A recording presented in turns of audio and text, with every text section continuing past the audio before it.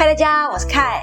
今天要分享的生酮饮食食谱是超好吃的低碳菜果。凯发现很多地方都会用类似这种 Q 软的外皮包着不同的馅料，而且有着不同的名字，大家可以参考我的食谱或是从中自由发挥哦。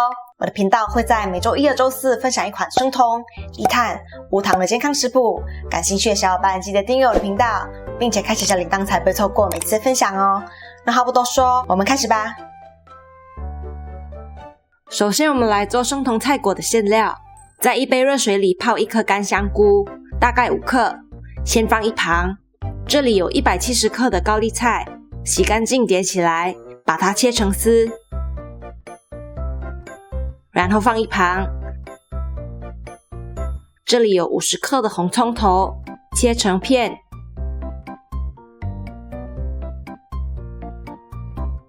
再切碎，一样放一旁。还要准备10克的蒜末，7克洗干净的虾米，泡软的香菇也把它切碎，放盘里备用。锅里放1汤匙猪油，也可以用其他油脂，但猪油比较香。加热直到完全融化，放入虾米爆香，不断搅拌，直到虾米变香，颜色稍稍变深，加入剩下的红葱头、蒜末和切碎的香菇，继续炒，直到红葱头变软，加入高丽菜丝，炒均匀，加入1/4茶匙白胡椒粉，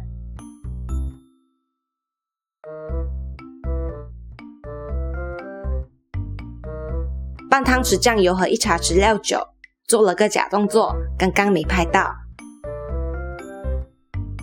大概炒软了，可以尝一下看看需不需要调味，还补了一些盐巴，然后就可以出锅了。接着我们来做 Q 软的生酮菜果外皮，在碗里称20克燕麦纤维，有些燕麦纤维的牌子做得不好，颜色比较深而且有怪味，要买对牌子哦。8克磨碎的洋车前子，做到粘合和增加弹性的作用。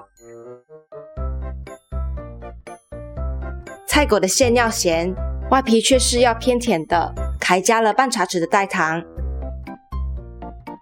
把干料搅拌均匀，称入7克猪油，一样也可以用其他油脂，和100克的沸水，启动洋车前子的粘稠特性。搅拌，到最后会像这样成团，可以再搅拌一下，让面团散热。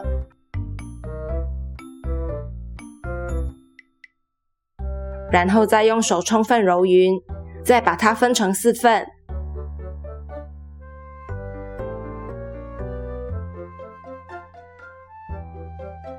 拿一份搓圆压扁，用擀面杖擀平。